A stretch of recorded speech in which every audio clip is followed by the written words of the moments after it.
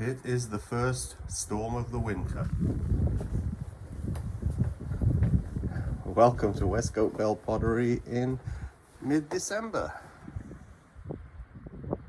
The garden is now not there, but it's so pretty.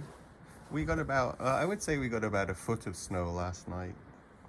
And the plow hasn't been by yet, but then I have my own plow, so I'll get out there and move up as much as I can. With Nova Scotia.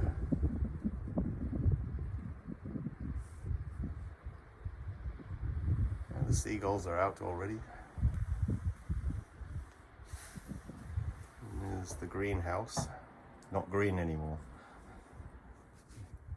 And this is the back garden with the vegetable lots. So you can see it's pretty deep. And it's going to be a high of -5 today. Yeah, you can see from the garbage cans, there's about a foot of snow on top of those. And that's my plow truck.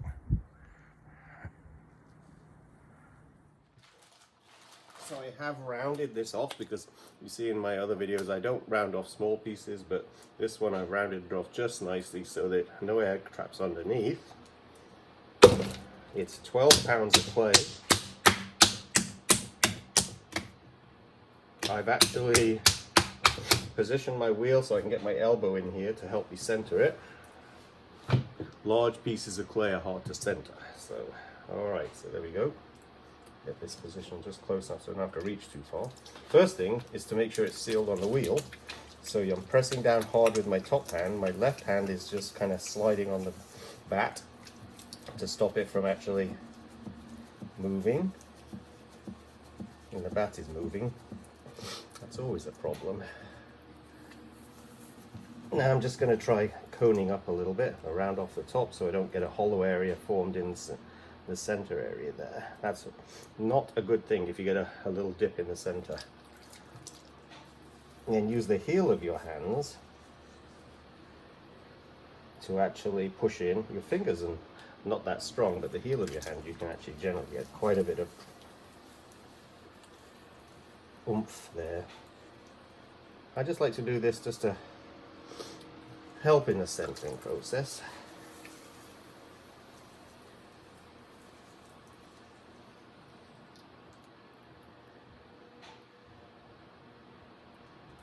And then when you get to the top, you can stand up for this part if you want to, but I don't think I have to.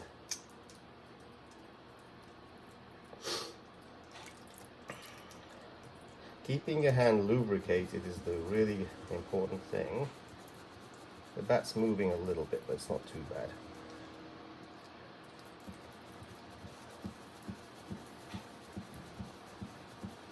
You might be able to hear it. Boom, boom, boom.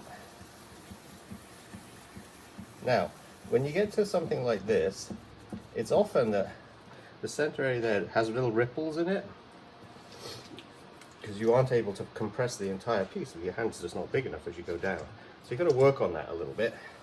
So using that part of my hand there, I'm just going to push into that middle area and put some compression, just let it rotate a little bit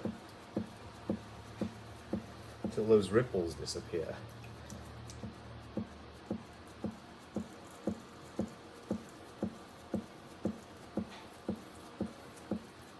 They would upset the pull if they stayed in there.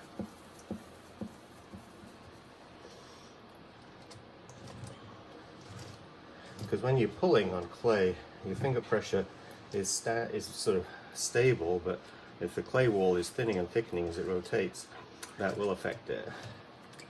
And then you can always, just using a sponge there a little bit to lubricate it, just feel it like that and kind of try and work them out too that way. Yeah, I do wish this bat wasn't banging a little bit, but big pieces it does kind of make it harder. Okay, so we've got a centered piece of clay. So now I'm just going to find that centered dip there, and using the sponge for a bit of extra lubrication, I'm pushing down. And using the middle fingers together right in the center, I'm simply pushing down with the two middle fingers together and that's the length of my fingers. So just push that down a bit, and then I've got to go and basically do it just one hand.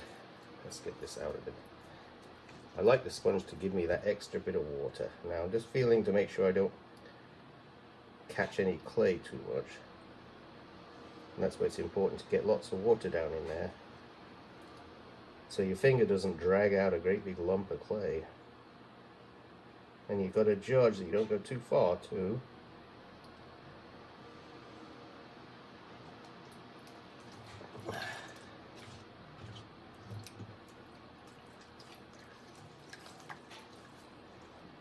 There we go. Oh, we've got people in the gallery already. Okay, so now I just want to push it down and widen it a bit. I don't want to widen it too much, because the base of this will have to be fairly narrow. And it dries, when you throw like this, it dries really fast.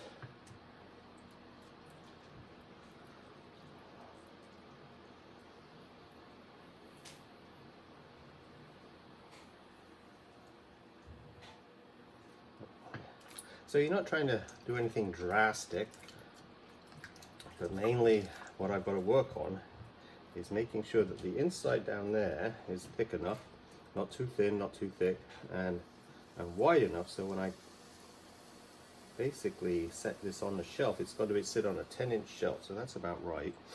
Now I've got about a 3-4 inch opening in the inside. And now I'm going to try doing a mini pull, just a little bit. Wet sponge. Oh, there's the bat moving.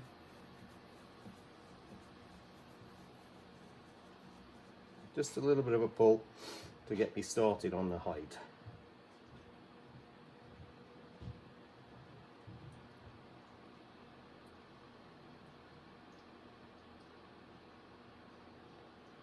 So the sponge enabled me to do that pull without stopping and grabbing a lot of water off. I still had enough water. So sponges can be useful. A lot of people say you shouldn't do that, and that's up to individuals to figure out what's good. But I've always found that the sponge gives me a bit longer lubrication on a big pull. And then I'm going to stand up. Well, no, I won't stand up for this one, but I'll have to stand up for the next one, I think. I'm just pushing in with my fingers now at the bottom to push in and get the base narrower. And then I'm going to start a pull. You saw the bat wobbling then. There's a loose pin, not on the wheel, but the hole in the bat is too big probably.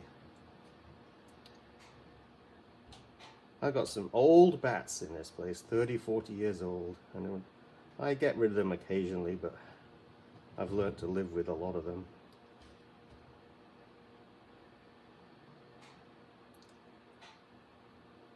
Are we still on the picture?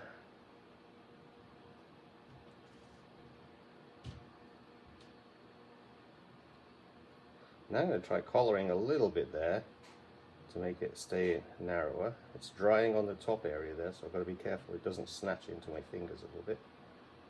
So make sure if you're going to collar with your whole hand, make sure it's wet enough so the sponge is giving you that little bit of lubrication up on the top there. And just so we can narrow it just a touch. We don't want it to get too wide. And I've got to take the camera back a bit.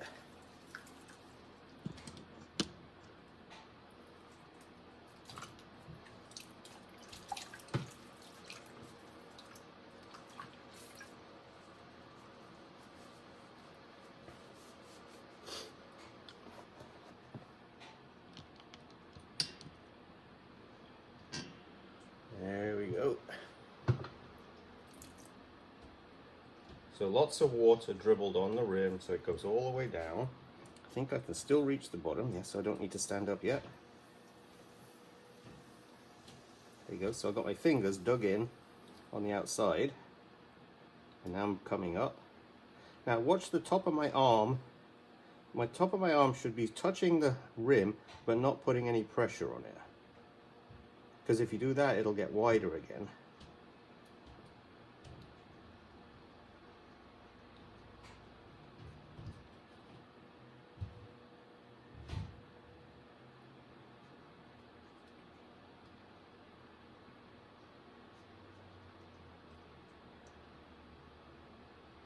we go. So now I just want to make sure I don't widen that rim too much, but follow the line all the way up. We're not trying to shape yet, we're just trying to get height. Now see, this is why I should be standing up, because my arms are at a funny angle when I get to this part. I want to finish the pull all the way to the top.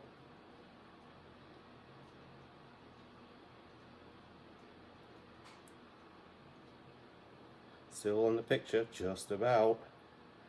Got to go back even forward. Look at all the clay coming off. That's always a waste, because you could get the pot even bigger if you can keep that on there, but the friction pulls clay off. So let's reposition that again.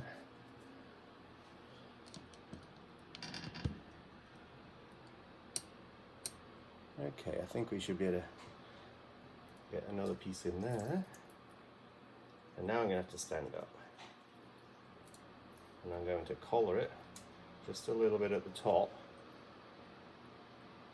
because it's going to have a narrowish top, but I don't want it too narrow because my arm has to get in there.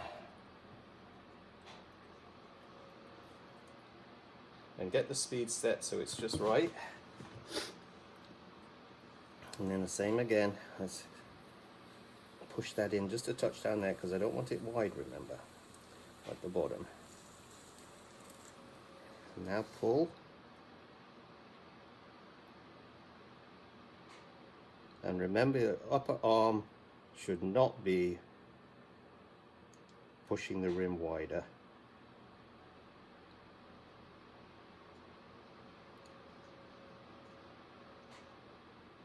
And you got to judge your speed coming up so you stay on the wet piece.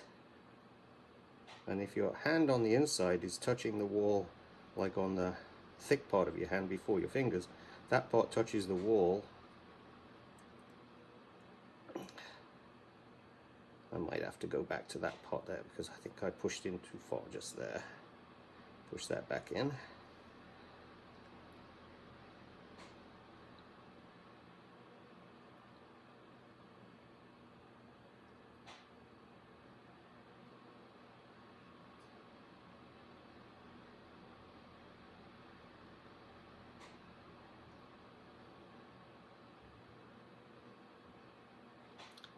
Might go off the video again.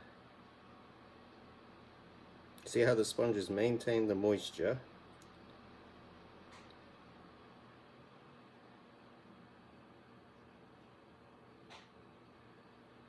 And you got to keep the pull till you get to the top.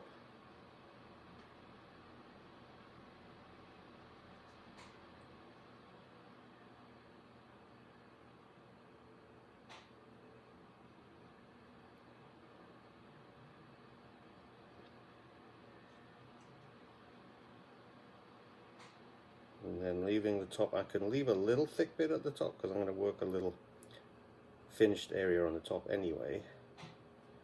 But look at all that again. So the next pull is with the thin metal rib, but I'm going to take the water out. Let's see how big this got. I can barely get my arm in, because as soon as I touch with my upper bicep area, I'm getting too thick. You know, the actual top is too narrow for my upper arm, and it'll catch and then pull it off center. So you've got to just judge that right. Now I'm just, before I get any too tall, I'm just pushing the flat area at the bottom and just smoothing it, compressing it and smoothing it with a sponge. And the last thing I'm going to do is pull the sponge, not a wet sponge but a moist sponge, all the way from the bottom up the wall, so it makes it even. There's not a suddenly wet area or a suddenly dry area. It's all evenly moist. That way when I put my hand in there and pull, it won't catch or slip.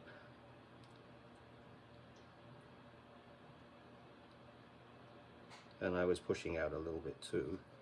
But I just want to make it even so there's no catching area or slipping area.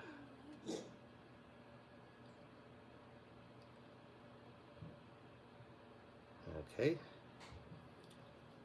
And then get the rib. And I'm just going to push against the rib and push out. I'll lose some height at this point because it's actually going to get bigger but wider. Not taller, just wider. And this bottom area will be trimmed.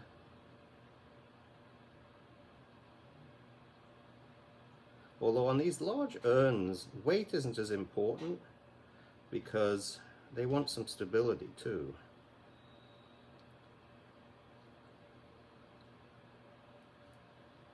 I'm sure those big urns you see in museums take two people to pick them up and move them around. Imagine what they weighed when they were full of oil or wine. Now make sure this metal rib is at a right angle to the surface so it actually doesn't suddenly catch and pull off your hand, pull out of your hand.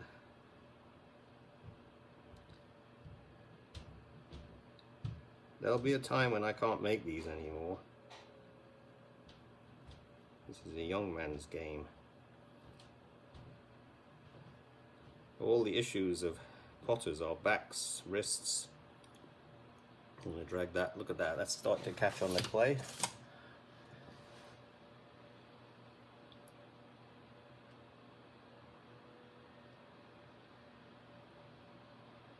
So I'm still pushing out, building that shoulder there. I've got some thickness at the top there. Down and take a look. It's a good shape, where I can belly a little bit more. Now it should be evenly moist all the way up on the inside. Still, there's no, because I didn't put any water in there. But I'm going to try and get a bit bigger belly. I sold the really big whale urn that I did a video on in the summer. The one with the 3 large whales on the lid. And so I might do another black and white carved piece to go in that spot in the gallery. This might be it. The other 2 urns that I've thrown for the commission are the same size. This one may not be because I'm not measuring. Now I'm letting go on the outside a bit because it's very thin at this point.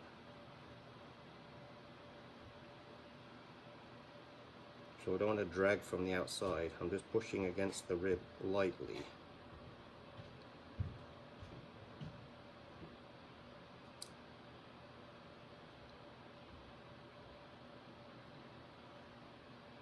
And I'm going to take a look at this again. Good speed on the wheel so it's not flying out. Oh, that curve's nice. Yeah, you want to make sure that your curve doesn't have any sudden changes, but it has to be a nice curve. I mean, that's just something you judge with your eye. And then on the top here, now because I have all that clay left, well, I left it a bit thick, without too much pressure, because I don't want to, this is thin. I'm just going to wet it there, wet it underneath there, and I can still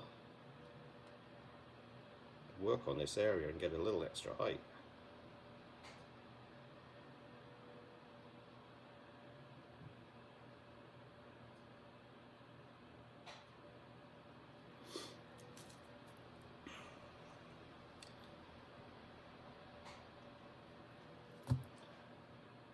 There's a shoulder area there. Feel for the thickness. So this would be a shame if you made it too thin at this point and it started to go down.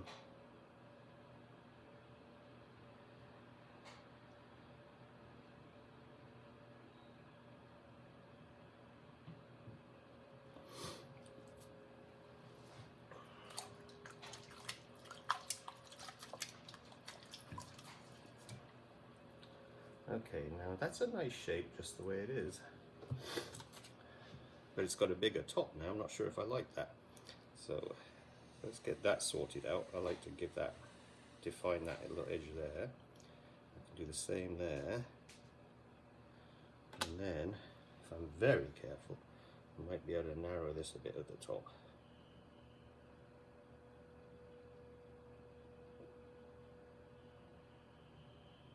But remember, it is thin now. And you don't want too much drag.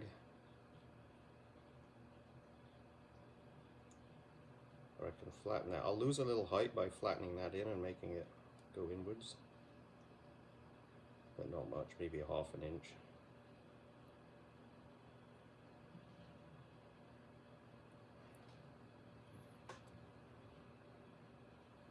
Then spread your finger out like that, and so you've got a bit extra pressed down to stop the wobble and yet maintain going in a little bit narrower. So my finger's pressing down, I'm getting dry, so I've got to get some moisture on there. And on the underside, same again, as many points of contact as you can get without it getting buckling. You can press down and in.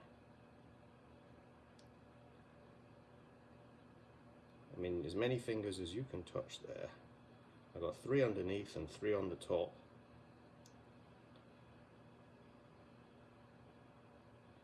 And then I can just, it's still thick here, so I can try and get it wet again.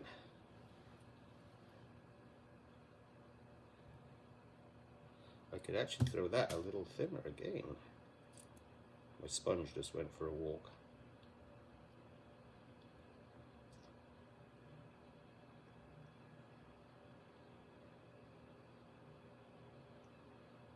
There we go. I've halved the diameter at this point.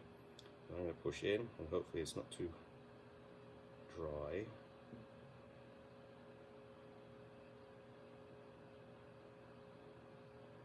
That's a much better size.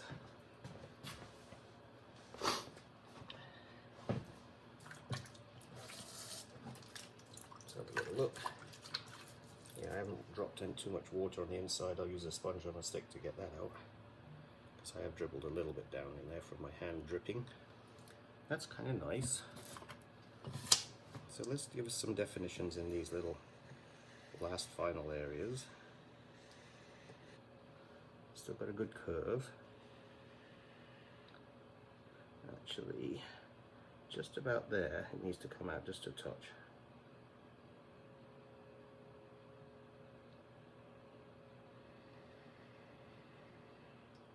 And then we'll go for another definition thing there.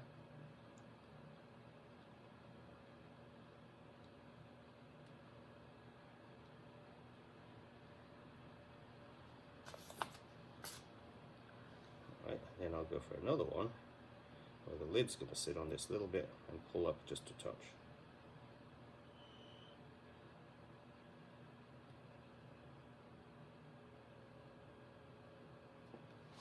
Let's see.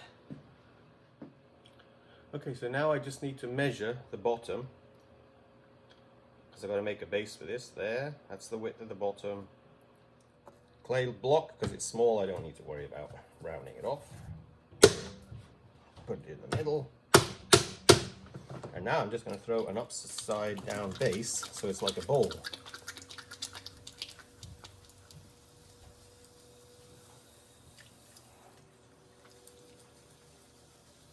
Now it's a good idea when you're coning. It actually isn't always necessary, but it's a good idea to learn to do it and then push it back down, because it helps in the centering.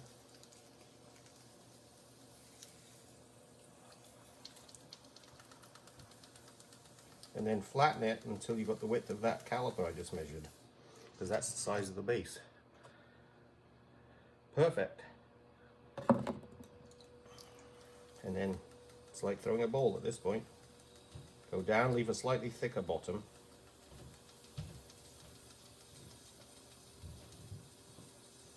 This has got to take the weight of that entire piece.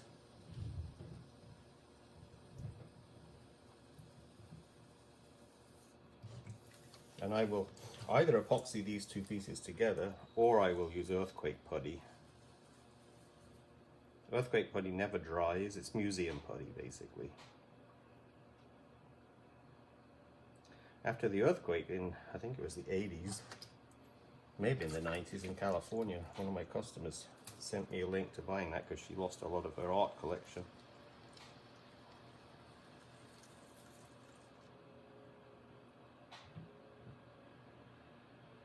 So you can usually make these, I think suitable 4 inches is probably best, but you can make them taller if you're just trying to get a taller piece.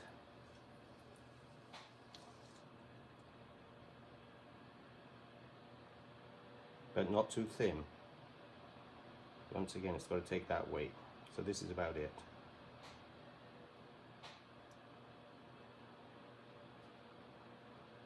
And then thicken the bottom just by pressing with your finger like that. Measure it. Oh, I made it a bit narrow, so I've got to push it out again. The other piece is going to be trimmed too.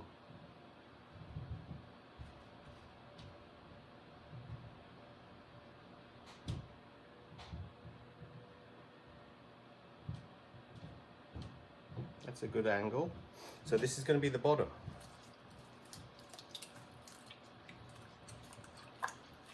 We don't need much for this. I've got to measure the lid hole. This is very quick to do. You're simply centering a little tiny hockey puck of clay. Push it up, push it down, get rid of any ripples. Push it up, center it, and then put your fingers down. Not too far, because it's got to take a bit of weight when you're adding that sculpture. When you join it, you don't want a thin piece of clay to join to. So then I'm just compressing the bottom, running my fingers from the outer edge to the center. And then I usually put a finger underneath there and then finger on there, and you can push in to create that wall for the inside lip. Then I'll measure it. It'll be close. It's actually almost yeah, it's perfect. Yes, but I need to clean it up. Now, here's a key. I can make this lid taller. Just make sure it's wet though. I can make it taller by pushing it in like that, and then pulling up, and that will give you a little extra height, and that's it. And it's just cleaning up and getting the water off it.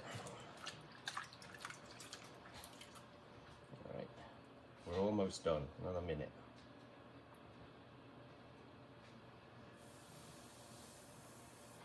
And then just measure and make sure it's good. Perfect.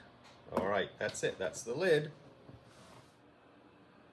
Okay, now I have to pull the handles I've got 3 of these large urns to do. So they won't be huge handles because I don't want them to go all the way down the jaws. So basically pulling a handle, you've got to rotate it, the lump of clay, and keep pulling. If you want a strap handle, you can basically just pull on 2 sides, so you're rotating 180 degrees each time. And keep your hand nice and wet. The handles obviously have to be a lot bigger than the actual, coffee mug handles, but they don't need to be oversized either. So much wider because they're going to be joined at the top of the jar. It's nice to see that the handle looks like you could lift the jar up with it.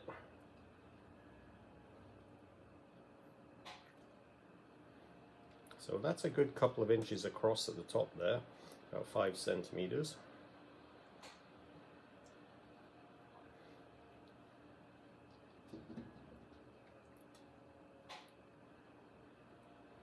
And you can see the profile, it's got like a groove where my knuckle on my thumb just pushes in. And that's like, I guess you'd say that's my signature handle, because all my handles have that groove. Everybody's hands are different size.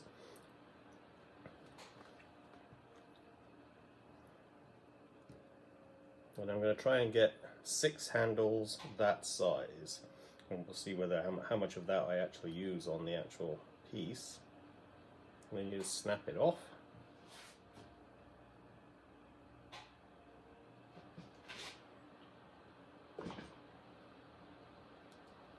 Alright, 6 handles. Okay, I just got an odd natural piece of clay here, and I'm going to make a whale out of it. This actually snaps some off for the tail. and the fins, and then I got this odd piece of clay, so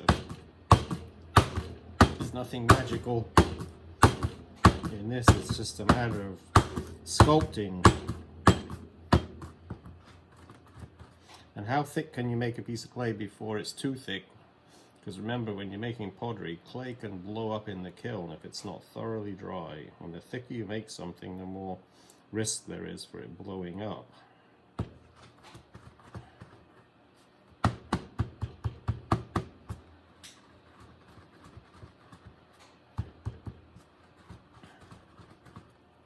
And I've got the lids already made, but I just have to make this whale shape. You might want to get some pictures off the internet or something of what a whale looks like. I kind of know from doing it so many times, but we have a belly that hangs down, so I'm trying to bulge out the belly shape a little bit here.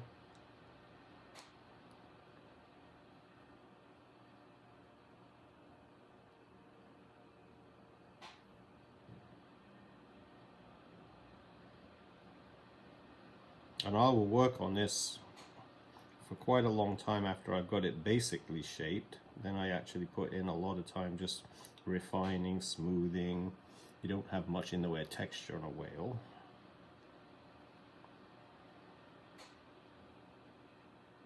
They have a remarkably thin end to their body where the tail sticks.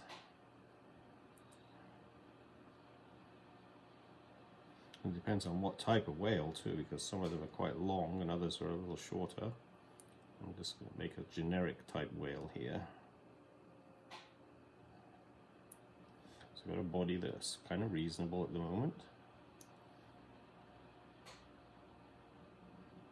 And if you're using softish clay, you can add clay to it. You can cut clay off, obviously, but you can always put clay back if the clay is fairly soft. This is right at the edge where I would do that. It's still, I could throw this piece of clay on the wheel, it's that soft.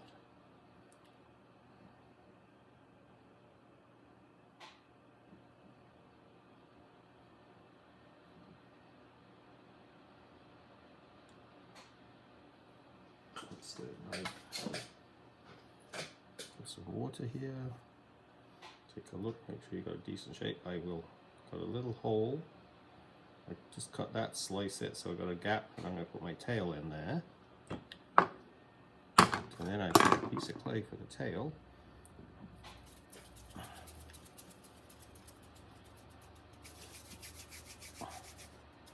And then I'm basically just rolling until I've got a thick area in the middle and a thin end. Take a look, that's about the right size. Now the tail isn't super thick either, so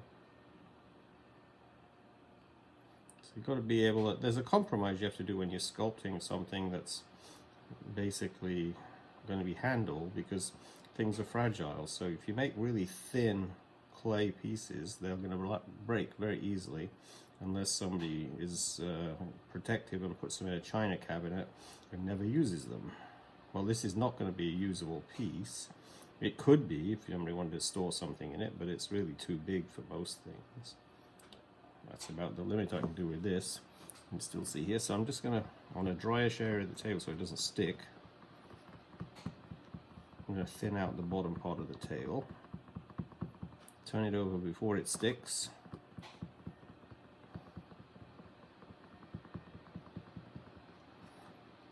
Keep turning it over.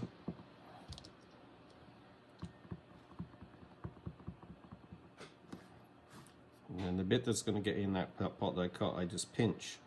So I've got like an area that can go inside there. And then I'm just going to cut. And before I cut, I'm going to draw to make sure I get it kind of even. So there's the middle there.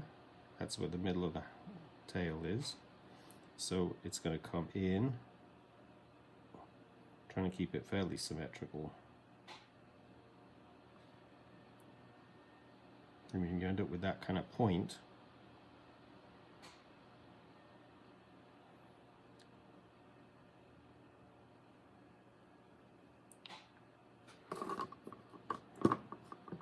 That's fairly symmetrical. We have a thinner knife here. So I'm going to use an X-Acto knife, cut off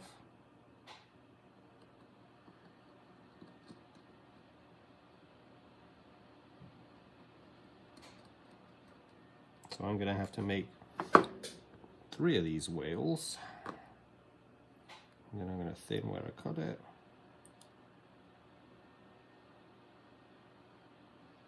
The odd jar out will end up being a card black and white jar. I'm just trying to make 2 for a commission.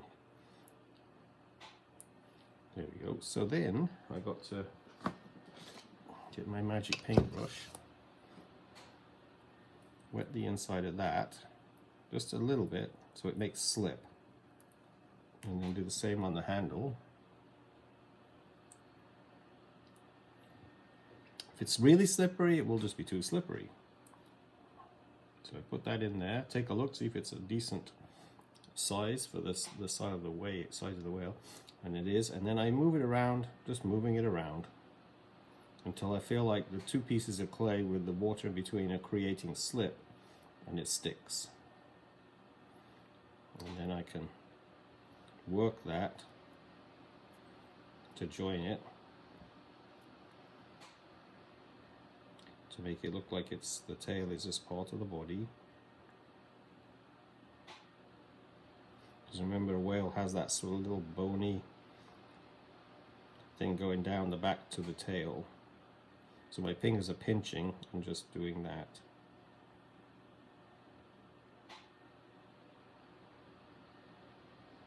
And I'll refine this later on.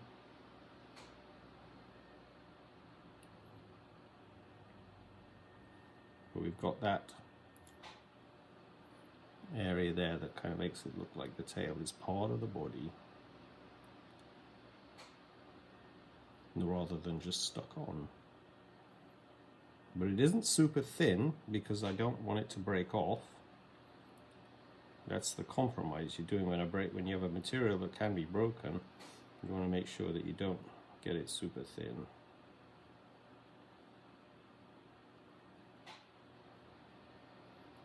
Whenever I sell these pieces, I always give the customer what's called earthquake putty, which is also called museum putty, so they can glue these pieces down in case of an earthquake, or a dog, or a cat. Actually, you know, this Pooh Belle's my studio cat, hasn't broken, oh no, wait, she broke 1 piece in like 2 years. Just a small piece that she jumped on. And that's it. I've broken more than her.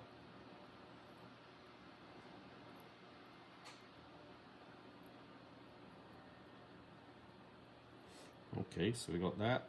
That's a decent looking tail here. And your brush, it doubles as a sort of sculpting tool sometime when you got the the ferrule of the brush.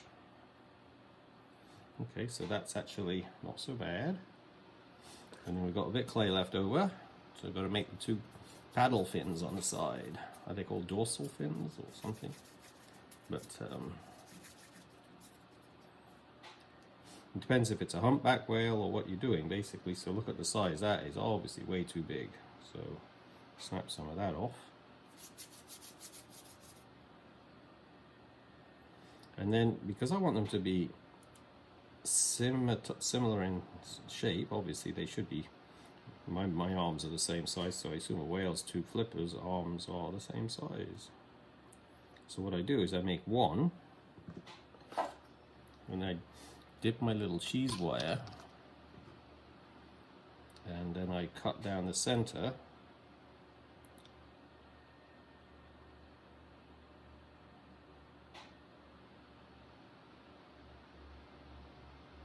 so both of these pieces of clay are the same size.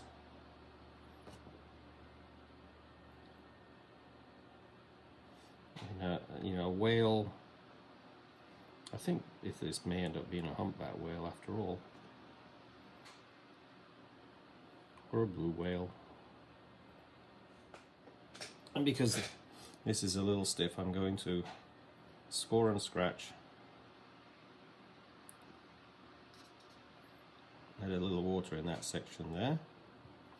And here's, we want to make sure we get these level. So I'm going across the back and down.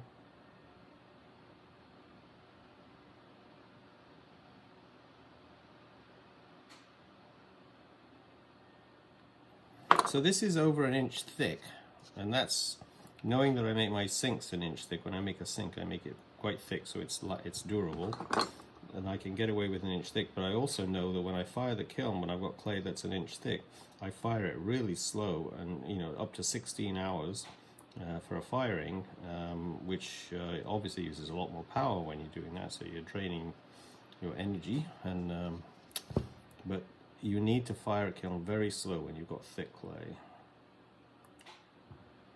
And look down again, make sure, yeah, they look fairly simple, even. And then I'm going to, let's see, I can model this once it's on there. But I'm going to put it on and work it in. And then the same on the other side. And work it in. And now take a look from above. Make sure they're very similar in position.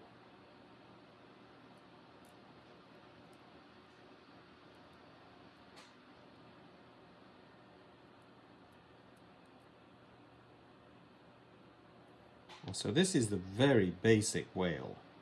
I have to do a lot of work on this now to make it look refined. But basically that's the shape of a whale.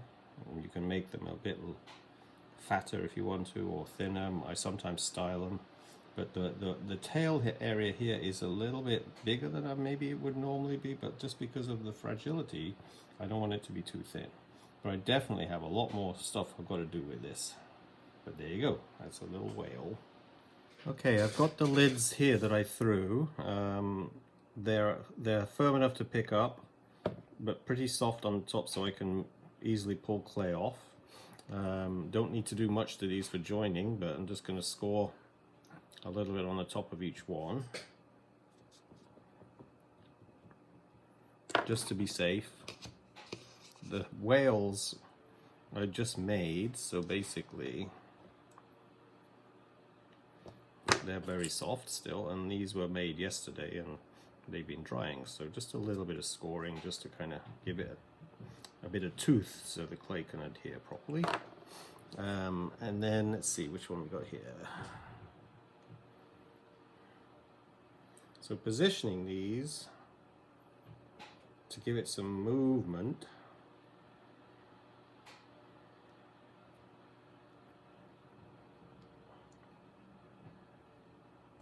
And then making sure, of course, that they're straight. And just pushing down, because this piece, the top of the whale, is very soft already. But I've got a lot of sculpting, manipulating and positioning to do after I get this, but I'm just getting them attached. And make sure when you press down, you don't squash the rim underneath here too, because that little rim that goes inside the big jaw is not very thick. So I've done that in the past. And I'm trying to give it some feeling of actual movement. So I'm going to bend it, and the clay is very soft, so it can take all of this at the moment. And then when you think you've got a decent shape, and you can still move it later on, you can actually add a little bit of clay if you want to. Let's get a bit of soft clay and make a little wedge underneath the whale. If you've lifted it like that, there may be you've separated it a little bit. You can push some clay in there, and you don't want to make it look like a piece of clay that you pushed in there, but you've got to push that in, and that'll help fill in a little bit of extra join there, and then work it in.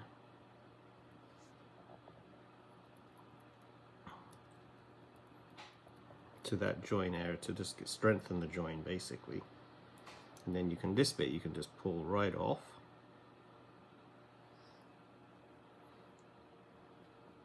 Because like I said, you don't want to look like you've got a big lump of clay stuck in there. It's actually part of the whale.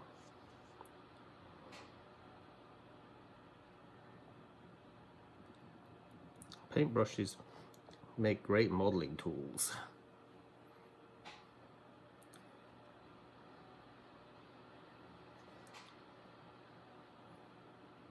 And you'll have to check this as it dries to the cracks where the joint is. The glaze will fill in a lot anyway, but it's nice if it isn't cracked.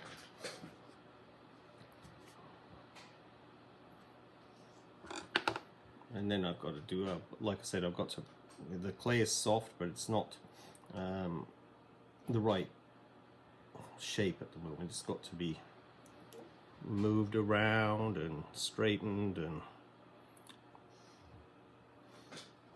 maybe even pieces carved out yet. The mouth has to be carved in, the eyes, and a whole bunch of stuff. But anyway, and there's that one.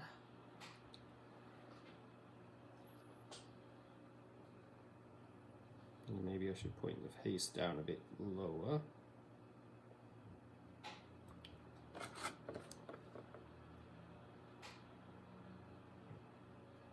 But this is just fiddling now, so I've got a lot of fiddling to do.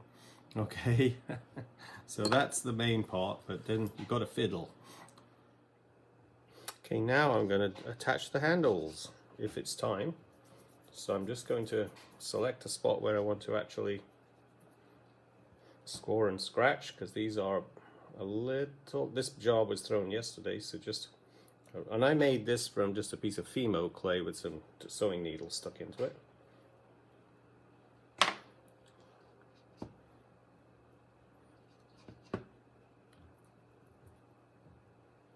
And then you want to stick something,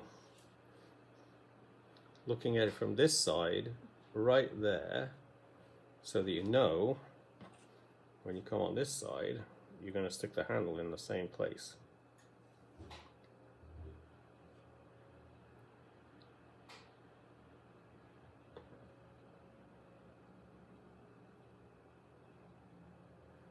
Take it off now.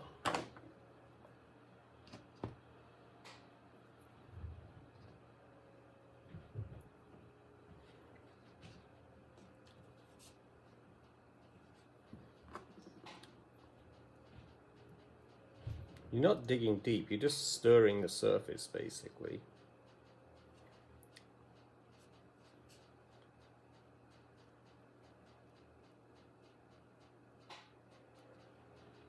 And then I'm going to try and make an estimate that the handles, I don't like them to go down too low. It should be at the widest point of the jar, I kind of always feel.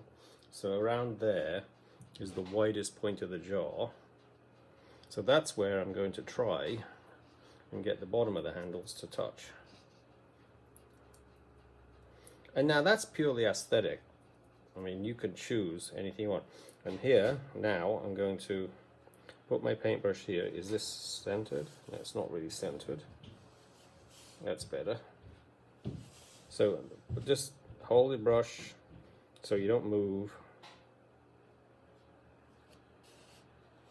Yep, pretty close. So I've got the place right there where the handle should be even to the other side.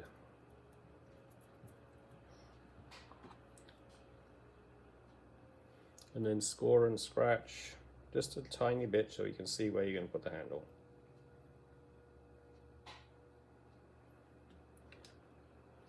I don't want to make it too wet because it's very thin at that place. And I'll have to support it from the inside, this side, and then I'm going to create, because this is going to slope like that, I'm going to create a lump on this handle that has that same angle. All right, so I've just done that basically. And then if you want to be sure, just give yourself a little. This handle was just pulled like an hour ago, so it's very soft as well. But you can just be sure about everything if you just give it a little slip. If you give too much, it makes it too wet. But just a little scoring on that angle. And then this will go right here. And then you see how slippery it is? You know, because I've added water, so you've got to move it around a little bit until it stops moving.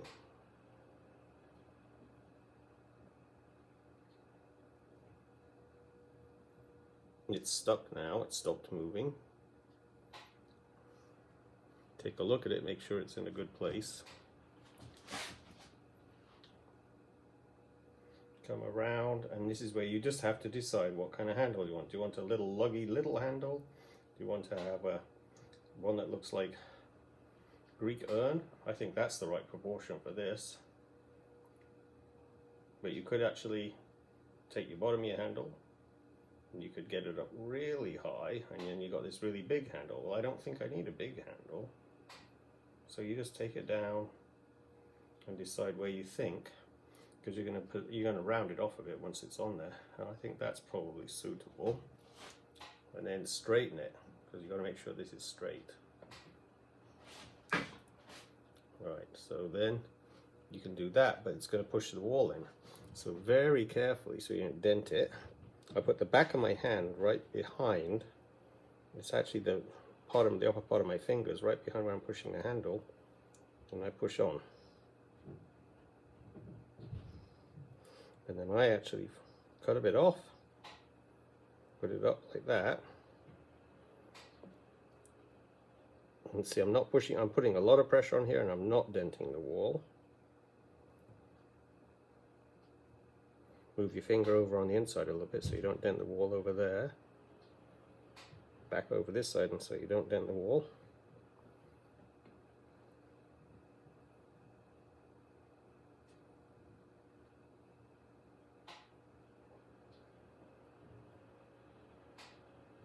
Now you can do all sorts of ways of doing this. You can make it totally blended so it doesn't have anything, where it doesn't look like it's attached in any way at all. Or you can actually leave it with the finger marks and then make a little wedge, which I stick right inside there. I've dampened this, but it's not wet, and then I put some pressure down, and it helps to give that handle a feeling of growing out of the actual jar.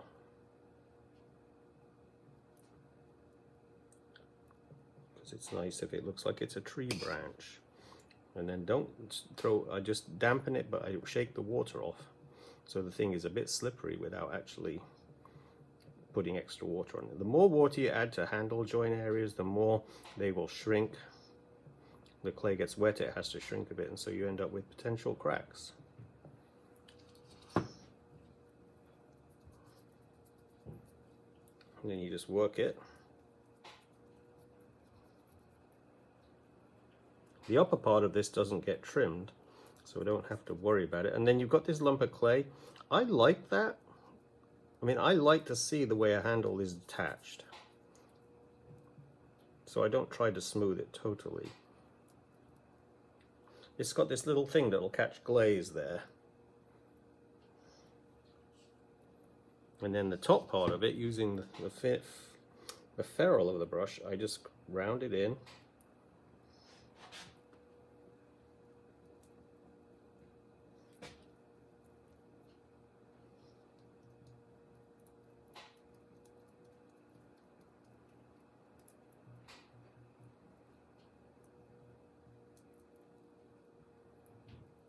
And the same at the top.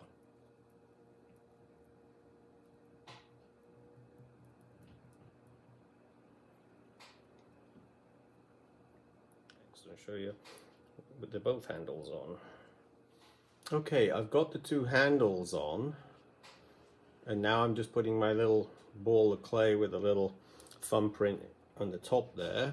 So I've got the little ball positioned, and all I'm doing is putting my thumb down so it becomes a natural place for my thumb to sit.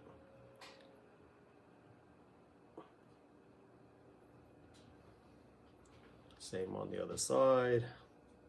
Make sure it's in the middle. It's a bit slippery because it's freshly made and there's a bit of water there, just to move it around and let it adhere. And then take a look, make sure they're both symmetrical, and then you can use a little bit of water on your finger to kind of run it around like that to make it look like it blends into the handle a bit where your thumb goes over the top. But try not to thin your handle with the pressure.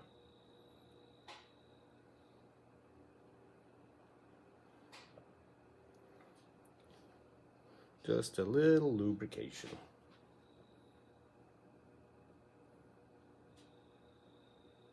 Timing is everything with clay, so never rush and try and do something with clay if it's not ready for it. That's why it's nice to have several pieces on the go, so when one piece gets out of the right condition, you can swap over to another piece.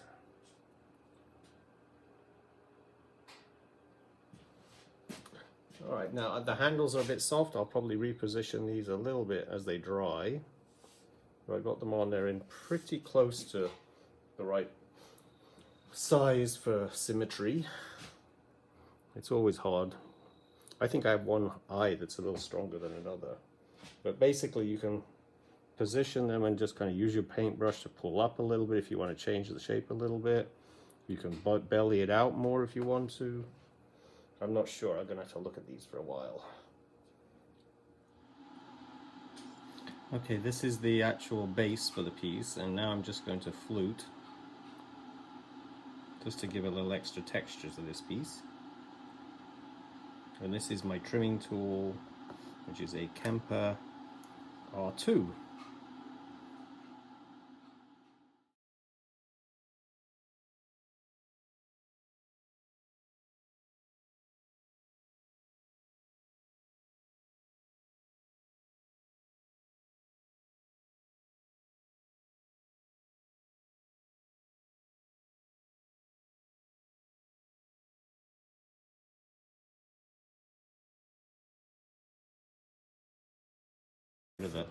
It shouldn't be sharp, obviously. You don't want to leave it too sharp, so just using that with your fingers will actually knock off any sharp pieces. Not sharp at the moment, but after the firing there could be some sharp pieces.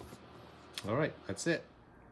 Okay, it's important when you make pieces like this, when you've got such a large bulk of clay and then you've got small pieces hanging off, is to make sure that the small pieces don't dry too fast. Otherwise they will crack as the larger part of the vessel dries later on. When they're already dry, they wouldn't be able to shrink so without cracking. So you have to wrap them in clear film or cling film, and that will slow the handle process, drying process down while the big vessel dries. And you have to keep checking it, making sure that they kind of stay about the same hardness. But now these sit here for about a week until they're dry. All right. And this piece I have just sprayed black with slip, so black slip twice over the entire piece, and then the lid is still normal, but I'm just waiting for this one to dry to leather hard, then I'll do a carving. All right.